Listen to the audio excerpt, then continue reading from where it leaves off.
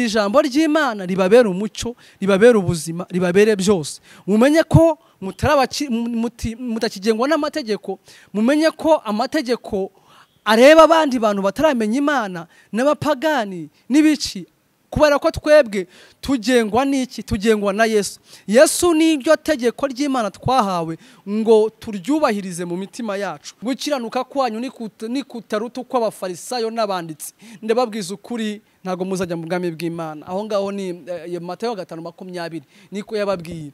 Rero gukorera Imana Yesu abitandukanya no kujya n'urugendo rujya mu ijuru. Gukorera Imana ni Imana iguhamagara ikaguha amavuta, ikaguha ibikoresho byose, hanyuma ikagutuma ukagenda ugakorera Imana.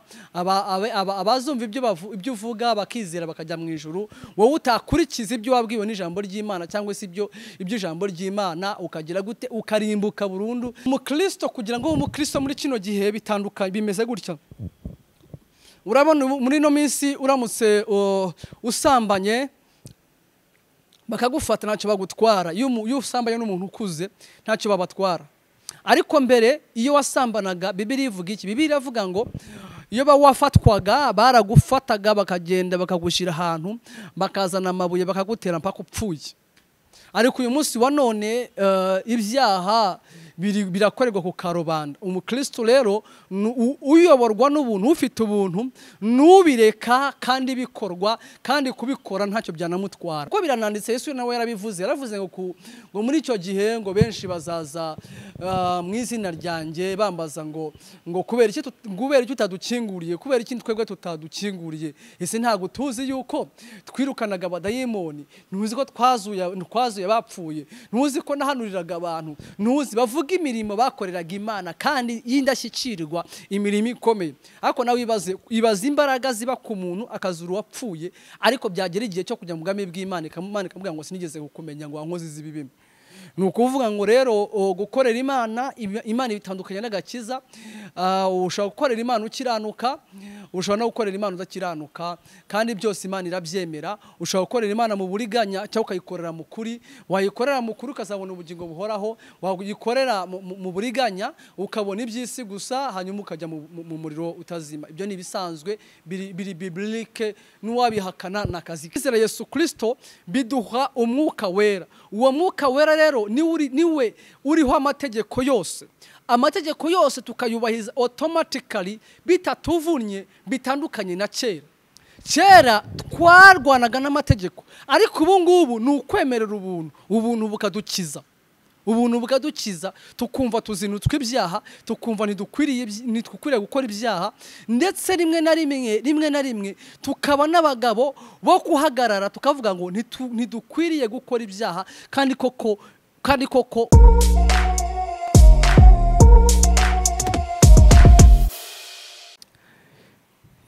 turabasuhuje mu izina rya Yesu Kristo.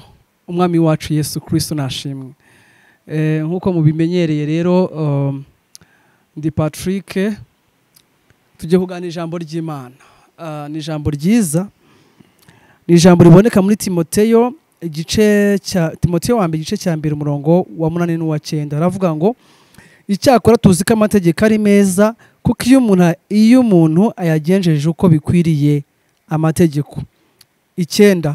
Kandi tuzi ko amategeko atashyiriweho abakiranutsi keretse ibigome n'ibigande n'abatubaha Imana n'abanyabyaha n'abatarabera n'abatita ku by'Imana n'abakubita base na ba nyina n'abicanyi. Abo nibo amategeko agenga. Reka nsubiramo uyu murongo wa 9 kuko ni umurongo mwiza. Kandi tuzi ko amategeko atashyiriweho abakiranutsi keretse abagome, ibigande n'abatubaha Imana n'abanyabyaha n'abatarabera n'abatita ku by'Imana n'abakubita base na ba nyina. 10 naho haravuga ngo n'abasambanyi n'abagabo bendana n'abanyaga abantu bakabagura n'ababeshi n'abarahira ibinyoma n'ibindi byose bidahura n'inyigisho nzima. Abo ngabo nibo barebwa n'amategeko. Yego, Yesu ashimwe. Reka mvuge ibi bintu. Muzi yuko Imana yaremye umuntu atunganye, hanyuma imushira muri Edeni. Imaze kumushira muri Edeni imuremera ibizamufasha byose muri Edeni. nyuma yaho rero icyo gihe ari mu buzima bwo gukiranuka no kwera kuko yakoraga iby'Imana ishaka from Monday to Sunday. Mbega mu yandi magambo iminsi yose n'igihe cyose yakoraga iby'Imana ishaka, yari uwera, yarakiranukaga, nta bibazo yagiraga, nta ndwara, nta rupfu, nta bindi bibazo byabaga muri Edeni kubera ko nta cyaha cyari kiri muri Edeni. Nyuma yaho bakoze ibyaha, murayizi iyo nkuru, Satani arabashuka barya ku mbuto Imana yari yababujije. Imana ibirukana muri Edeni, batangira igihe cya mbere bita kuyoborwa n'ibitekerezo byabo, conscience cyangwa se ubwenge bwabo uko babyumva. Babyaye abana babiri, babyara uwo bita Kayini na Abeli. Noneho abo bana bigira inama zo gushaka Uwiteka, bashaka Uwiteka. Umwe yari umuhinzi, undi nawe yari umworozi. Nuko kubera ko imbuto bari yari yo kumenya icyiza n'ikibi, rero batangira baravuga rero niki twakora kugira ngo twongere dusubirane dusubirane ubusabane bwacu n'Imana, cyangwa se Imana yongere igaruke muri twebwe.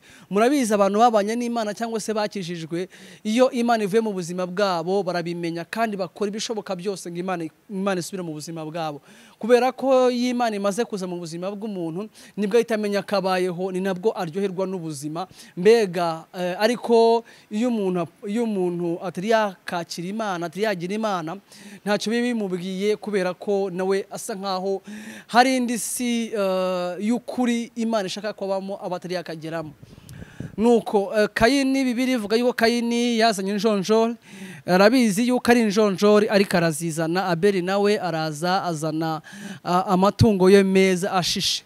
Nuko rero bitewe nuko Imana idakurwa ibyinyo, cyangwa se Imana itabeshwa, cyangwa se Imana ireba mu mutima, ireba Kayini mu gihe arimo gutamba ibitambo byiwe, iramureba, ibone yabiciye amazi, ibona ntiyabihaye agaciro, ibone yafashe ibibi kandi agiye kubishakisha Uwiteka, ntiyabiha agaciro, mu yandi magambo ntiyabyitaho.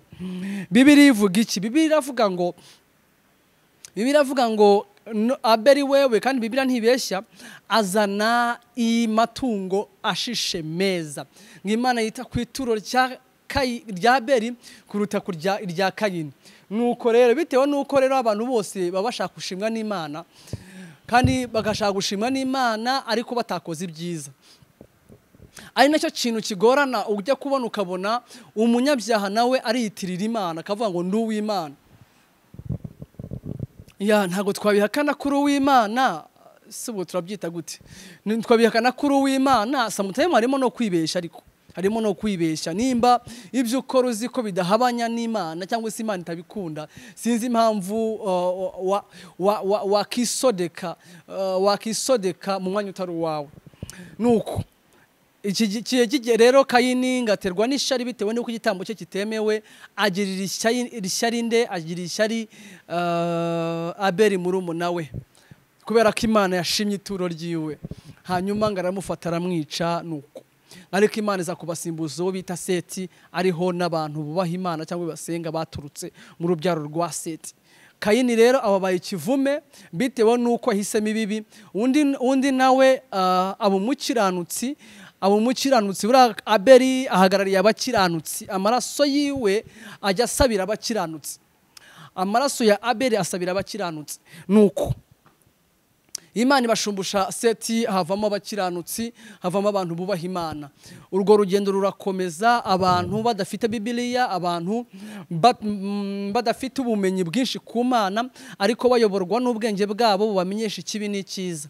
Biza kugera igihe rero Imana itoranya Aburahamu, iramubwira ngo nzaguhindura ubwoko. Abyara umwana umwe bitaga Isaka nawe abyara abana babiri, Yakobo na Esawu. Imana itoranya Yakobo kugira ngo abe ari uhindukamo urubyaro rw'Imana, aribo Isiraheli. Imana ibaha amategeko abatandukanye n'abanyamahanga, iravuga ati aya niyo mategeko mbahaye kugira ngo mutandukane n'abanyamahanga, kugira ngo mudakora ibyo abanyamahanga bakora, abo naciye imbere yanjye. N'urwo rugendo rwabo Imana ibaha isabato, Imana ibaha indi mihango y'imitsima idasembuye, Imana ibaha umuco wayo yumva ishaka, ibaha ihema ry'ibonaniro, ibaha urusengero kugira ngo bayiramye bayihimbaze, mbega kugira ngo batajya baramya ibigirwamana basenga ibigirwamana ariyo baramya. Imana irababwira ngo ndi Imana ipfuha, nimuzigere muramya Imana iyo ari yo yose, yaba igishushanyo icyo ari cyo cyose, yaba iyo hejuru, yaba iyo munsi y'ubutaka, ndi Imana yanyu, ndi Imana ipfuha, muramenye mutazaramya ikigirwamana cyose. Ndi Imana yanyu yabatoranyije ikabakura mu gihugu cya Egiputa nkabeza kugira ngo mube umuganura wanjye nishimira. Ariko Bibiliya ivuga iki mu Baheburayo? Bibiliya ivuga ngo ntago babashije kuguma mu masezerano y'Uwiteka. Isezerano Imana yabahaye ryo kubahiriza amategeko ntibarigumyemo, ariko bitewe nuko Imana yahaye Aburahamu umugisha, ntago yaretse Abayisiraheli, yagiye ibahana bajya i Babuloni, bahana mu maboko y'Abafilisitiya ngo irebe ko bagaruka bativanga n'abanyamahanga cyangwa se badakomeza kuyoba bakaba abanyamahanga. Ariko igihe kiragera, isezerano ry'Imana ryo kuyubaha no kubaha amategeko abirabananira. Imaze kubananira iravuga ngomba kubazanira Yesu Kristo akaza kubacungura mu muvumo w'amategeko, akabazanira agakiza k'ubuntu, cyo bita ubuntu. Yesu rero araza azanye systeme bita ubuntu, n'umuntu ari umuntu ubwe kwizera Yesu nk'uwatumwe n'Imana, ikamutuma gucungura abantu no kwerekana ishusho nyakuri y'Imana ishaka mu muntu. Yesu araza rero apfira ku musaraba, abambirwa ibyaha by'abari mu isi byose kugira ngo umwizera atarimbuka ahubwo ahabwe icyo bita ubugingo buhoraho. Icyo guhera icyo gihe rero abantu batangira kwizera Yesu Kristo, barabatizwa, barahinduka, buzura umwuka wera, bahinduka abana b'Imana, bandikwa mu gitabo cy'ubugingo. Aribyo Yesu yavuze abwira intumwa, yarababwiye ngo nimwishimire ko abadayimoni babumvira. Icyo gihe yabatumye bajya kwigisha ubutumwa bwiza, bajya mu birorero bigisha ubutumwa bwiza, ibirema biragenda bipfa amatwi birumva, birahumuka. Urabizi yuko abantu bakunda kwigamba ibikorwa bihambaye, baraza bamubwira ati rega da, uzi ko abadayimoni batwumviye Mukiza, batwumviye Yesu, twagiye tubirukana. Bafite buri imvugo yo kwishongora banabivugagamo. Yesu arabareba arababwira ati nimwishimire ko abadayimoni babumviye, ahubwo mwishimire ko amazina yanyu yanditswe mu gitabo cy'ubugingo. Yes, buriya gukorera Imana tubihabwa n'Imana kubw'inyungu z'Imana, kandi n'ukorera Imana wese Imana iramuhemba, ntago ajya yikorera amaboko. Ariko agakiza koko ihereye mu gihe cya Yohana Umubatiza niko Yesu Kristo yaravuze ngo ubwami bw'Imana buratwaranirwa kandi ababujyamo babugishamo imbaraga. Just imbaraga ni ukuri pe, ubwami bw'Imana bugishamo imbaraga. Yabwiye intumwa arazibwira ngo gukiranuka kwanyu nikutaruta uko abafarisayo n'abanditsi, ndababwiza ukuri ntago muzajya mu bwami bw'Imana. Aho ngaho ni Matayo 5:20 niko yababwiye. Rero gukorera Imana Yesu abitandukanya no kujya n'urugendo rujya mu ijuru. Gukorera Imana ni Imana iguhamagara ikaguha amavuta, ikaguha ibikoresho byose, hanyuma ikagutuma ukagenda ugakorera Imana. Abazumva ibyo uvuga bakizera bakajya mu ijuru. Wowe utakurikiza ibyo wabwiwe n'ijambo ry'Imana cyangwa se ibyo ijambo ry'Imana, ukagira gute? Ukarimbuka burundu kandi warakoreye Imana. Kuko birananditse, Yesu nawe yarabivuze, yaravuze ngo muri icyo gihe ngo benshi bazaza mu izina ryanjye bambaza ngo kubera iki utadukinguriye, kubera iki twebwe tutadukinguriye. Ese ntago tuzi yuko twirukanaga abadayimoni? Ntuzi ko twazuye bapfuye? Ntuzi ko nahanuriraga abantu? Ntuzi bavuga imirimo bakoreraga Imana kandi y'indashyikirwa, imirimo ikomeye? Ariko nawe ibaze imbaraga ziba ku muntu akazura uwapfuye, ariko byagera igihe cyo kujya mu bwami bw'Imana ikamubwira ngo sinigeze kukumenya ngo wankoze izibibi. Ni ukuvuga ngo rero gukorera Imana bitandukanye n'agakiza. Ushobora gukorera Imana ukiranuka, ushobora no gukorera Imana udakiranuka, kandi byose Imana irabyemera. Ushobora gukorera Imana mu buriganya cyangwa ukayikorera mu kuri. Wayikorera mu kuri ukazabona ubugingo buhoraho, wayikorera mu buriganya ukabona iby'isi gusa, hanyuma ukajya mu muriro utazima. Ibyo ni ibisanzwe, biri biblique, n'uwabihakana n'akazi. Yes, ubwo rero ubuntu buraza ari ubwo kumva, wamara kumva ukemera, wamara kwemera ukizera, wamara kwizera ibisigaye n'iby'Imana, ukihana ibyaha byawe ukayibabarirwa, ubundi ugatangira amategeko umwami wawe akajya mu mutima wawe akajya kuyobora akajya guhana akajya kubwira ngo ibintu ukwiriye kubikora utabitewe n'amategeko ubitewe n'umutima uhana ukavuga ngo ngende uyu nguyu sinkwiye gukora ibi ngibi ngende uyu nguyu sinkwiye gukora ibi ngibi reka mbabwire ya umukristo kugira ngo umukristo muri kino gihe bitandukanye bimeze gutya urabona muri no minsi uramutse usambanye bakagufata ntacyo bagutwara iyo usambanye n'umuntu ukuze ntacyo babatwara ariko mbere iyo wasambanaga Bibiliya ivuga iki Bibiliya iravuga ngo iyo wafatwaga baragufataga bakagenda bakagushyira ahantu bakazana amabuye bakagutera mpaka upfuye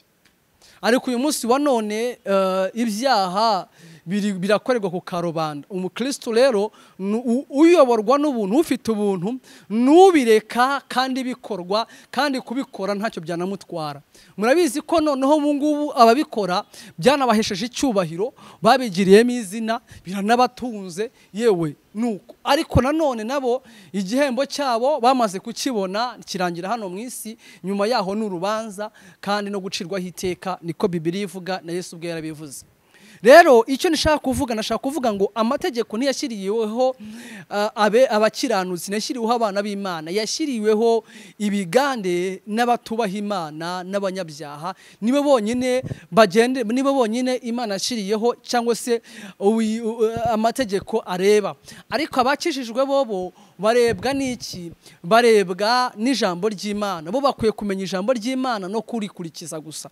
amategeko rero areba abandi kubera ko turamutse turebwe n'amategeko rimwe na rimwe hari igihe amategeko atadufata ari kandi iyo amategeko atadufashe mu isi nta cyaha tuba twakoze ariko Imana ireba hose ibibona ko twakoze kandi twakoze icyaha kandi tubasha gucirwaho iteka Imana ibasha kuduciraho iteka iyo wakoze icyaha iyo wibye ntibakubone mu isi nta cyaha gihari ariko Imana yoyo yabirebye ko wabigambiriye utanabitekereza Imana yamaze kwandika y'icyaha kuko Yesu yaravuze ngo nureba umugore wa mugenzi wawe ukamwifuza mu mutima ukifuza gusambana mu mutima mumaze gukora icyaha deja byarangiye byarangiye ngo kabisa ngo bamaze gusambana nawe mu mutima byarangiye kumwifuza gusa ariho Yesu yavuga ngo sinaje gukuraho amategeko ahubwo naje kuyakomeza Yes yaje ntabwo yaje gukuraho amategeko ahubwo yaje kuyakomeza yaje kurenza kuyakurikiza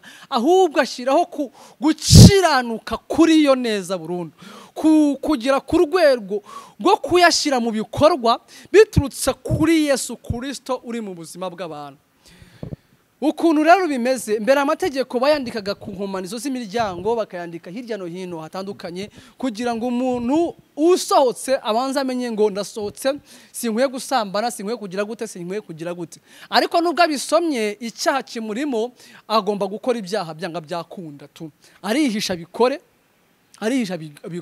bitandukanye n'ubu ngubu kwizera Yesu Kristo biduha umwuka wera uwo mwuka wera rero niwe uriho amategeko yose tukayubahiza automatically bitatuvunye bitandukanye na kera twarwanaga n'amategeko ariko ubu ngubu ni ukwemerera ubuntu bukadukiza tukumva tuzinutswe ibyaha tukumva ntidukwiriye gukora ibyaha ndetse rimwe na rimwe tukaba n'abagabo bo kuhagarara tukavuga ngo ntidukwiriye gukora ibyaha kandi koko ukwizera kwacu kukaduhanira no kudakora icyaha koko urabizi ko muri no minsi ijambo ry'ubugingo cyangwa ijambo rizima ni ijambo abantu badakunda ni ijambo abantu batemera ariko ni ryo jambo ribasha kudukiza ni ijambo abantu bafata nk'iri bya kera turi muri kino gihe ariko nagira ngo mbabwire ngo uko Imana yari iri n'uyu munsi ni kuri nako izahora uko Bibiliya yari imeze kera n'uyu munsi ni kugisomwa ni nako icyubahirizwa nejo bundi yo ntago izasaza yo ntabihigira iriya niyo mpamvu rero ijambo ry'Imana ukwiriye kuryumva ukarikunda ukarikurikiza ukandi ukaryubaha kubera ko niyo irimo kataloge ibasha kukuyobora no kukugeza ku Mana Yesu yaravuze ngo ni ingenzira n'ukuri n'ubugingo ntawe ujya kwa data nagize gute ntamujyanye. Ubu rero ntabwo dufite Yesu igikongoro cyangwa se ngo tumubone i Burundi, tumubona mu ijambo ry'Imana. Iyo warihaye umwanya ukarimenya, ijambo ry'Imana rirakumurikira, rikagukura mu mwanda, rikagukura mu bibi, rikakuyobora, ukaba udafite umutima wo gucira urubanza kubera ko uw'Imana yasezeranyije abayizera kugira ngo uzabone ubugingo buhoraho.